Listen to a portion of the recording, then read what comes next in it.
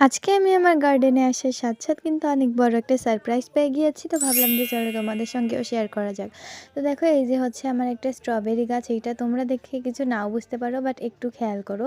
এই গাছটায় জাস্ট হচ্ছে এই ২ পাতাই ছিল, মানে গাছটা পুরো মরে যাওয়ার মতো অবস্থা হয়ে গিয়েছিল। আমিও ভাবছিলাম যে এটা হবে না, এক কর্নারে রেখে দিয়েছিলাম। বাট দেন ২-১ দিন পরে আমি দেখি যে গাছটা এরকম নতুন, নতুন পাতা বের হচ্ছে। আমি তো দেখে অনেক বেশি খুশি হয়ে গিয়েছিলাম। স্ট্রবেরি গাছ হচ্ছে আমি অনেক আগে লাগিয়েছিলাম, তো তার জন্য কেমন জানি হয়ে গিয়েছিল।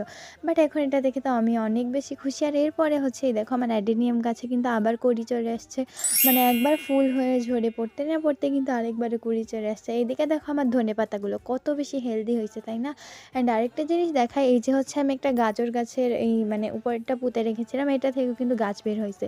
তো আজকে কিন্তু আমি আমার গার্ডেন থেকে অনেকগুলা সারপ্রাইজ পেয়ে গিয়েছি। অ্যান্ড আরেকটা জিনিস, আমি হচ্ছে একটা রঙ্গনের ডাল থেকে এরকমভাবে চারা করেছিলাম। এইটা থেকেও দেখো কত সুন্দর করে কুড়ি চলে আসছে। সো এই মিনি ব্লগটা ছিল এই পর্যন্তই। Next blog